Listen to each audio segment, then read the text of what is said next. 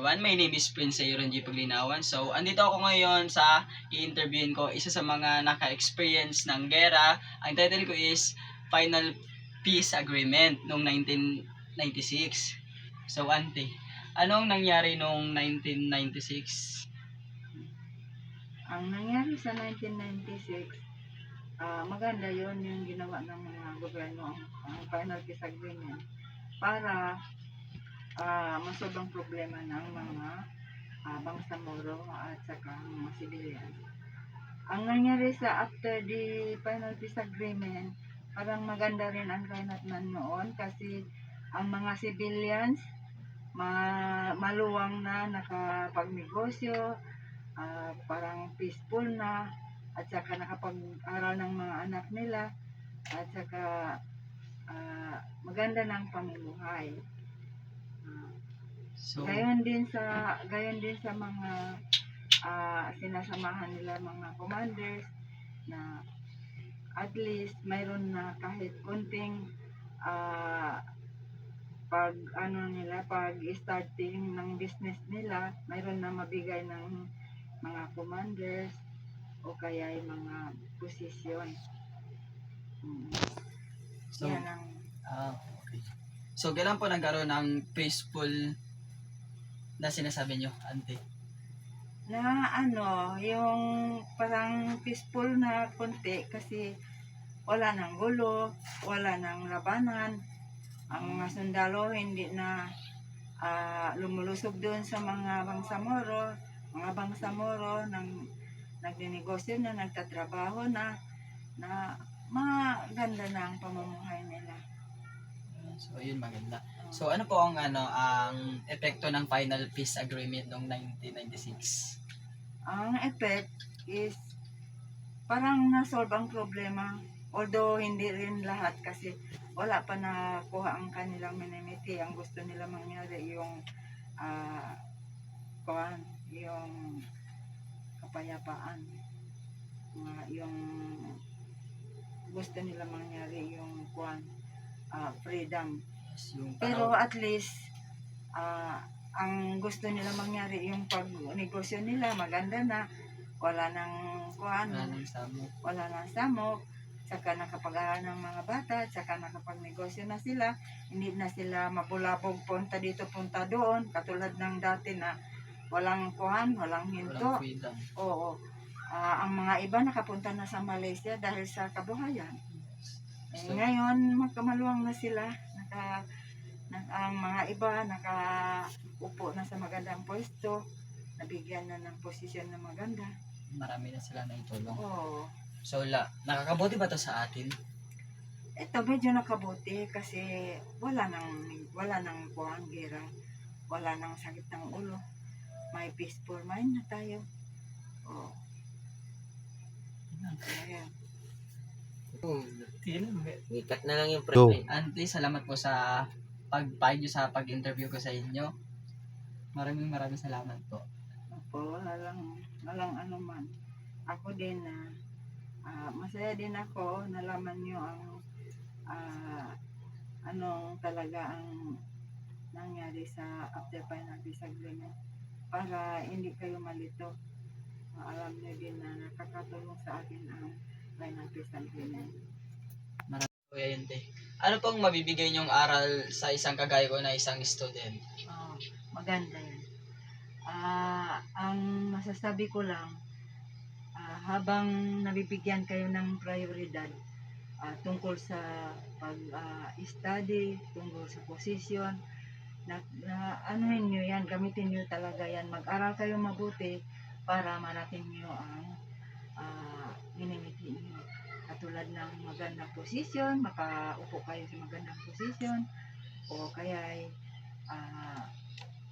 mabigyan kayo ng mataas na posisyon, o kaya mabigyan kayo ng magandang kabuhayan. So, ayun lang po, Ante. Maraming salamat po kasi nagpahin po sa pag-interview ko.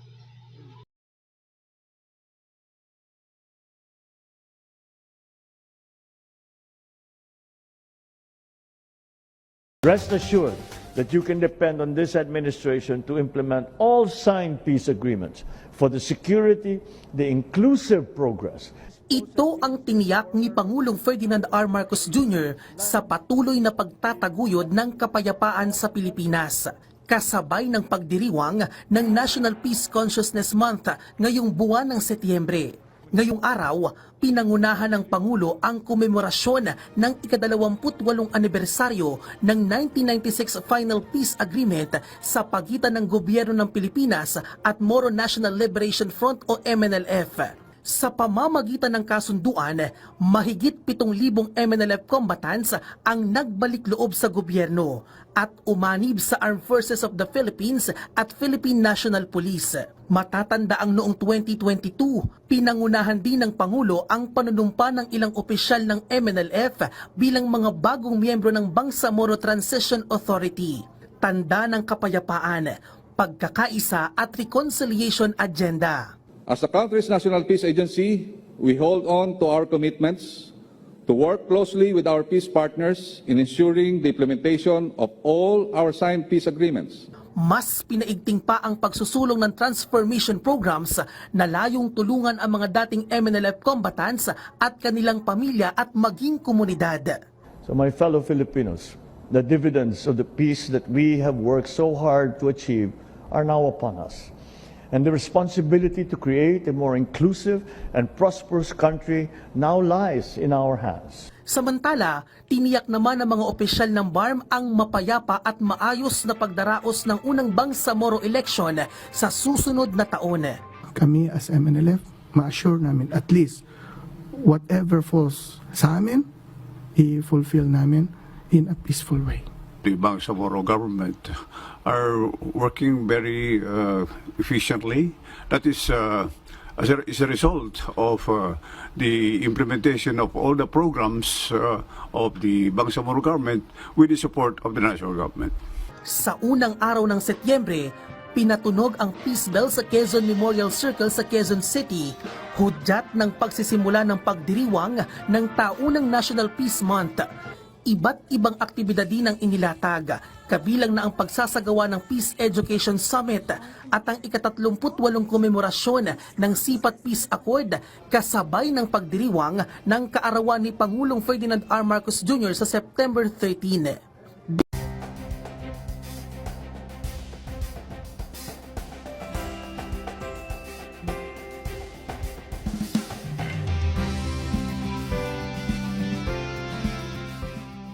This momentous occasion brings us back to a defining chapter in our history, when the government and the MNLF formally ended the decades-long struggle. From the forging of the 1976 Tripoli Agreement under my father's administration to the signing of the 1996 Final Peace Agreement, we have demonstrated mutual respect and strong collaboration and a burning desire for peace. Rest assured that you can depend on this administration to implement all signed peace agreements for the security, the inclusive progress, and stability not only in Mindanao, but throughout our country. In the spirit of convergence, I urge you to continue working with all stakeholders in the region towards accountable, transparent, and people-centered in governance in the region. I also call on the MNLF and other stakeholders of BARM to ensure a peaceful and orderly and credible conduct of the first Bangsamoro elections next year. This landmark, the election of the members of parliament that will occur next year, is as important a landmark as the signing of all of the peace agreements. This will now not only formalize, not only institutionalize, but actually operationalize BARM's part in the national government. And that is a very, very important landmark, a very, very important part of our peace agreement. Together, let us build a more secure and dignified Bagong Pilipinas, where no one is neglected, where no one feels helpless, most importantly, where no one lives in fear. Again, Happy National Peace Consciousness Month. Mabuhay tayong lahat. mabuhay ang BARM, mabuhay ang MNLF. Marami pong salamat sa inyo lahat. Really happy that he is upholding the legacy of his father, which started in 1976. The Moro National Liberation Front is really committed in upholding the peace that it has signed with the government of the Philippines. And more so with our observation that the government under Ferdinand Marcos Jr. is committed in upholding the signed agreements that we have signed. In the forthcoming Bangsamoro election in 2025, the Moro National Liberation Front, through our party that we have set up, which we call the home, the political home of all Bangsamoro, will participate aggressively and peacefully so that we can continue in the implementation of the peace process. Well, what we understand of the Bagong Pilipinas is a new setup, a new brotherhood, and a new peace and new cooperation, new Filipino, one Philippines under the leadership of President Ferdinand Marcos Jr. Actually, sa presidente natin, it's action more than words. Yan. So, yung commitment niya, solid commitment siya. Pero as far as the MNF is concerned, when we signed the agreement, we signed that ang Pilipinas ay isang nation, isang bansa, isang future lang. And it's time, ipakita po natin na totoo talaga yung pinaglaban natin ay talaga para sa bansa natin, not for anything else. Well, sa akin, ang Bagong Pilipinas, yan ang dream ng every Moro. So, kailangan mag-dovetail yung cultures, yung ideologies natin, di ba? Peace is a process siya. Trabaho siya of a lifetime. At hindi yan makaya ng isang tao. Dapat pagtulungan po natin as a nation. We really need to talk to each other. We really need to come to conclusions. Bayan muna, bagong sarili. At yan ang hope namin sa Bagong Pilipinas.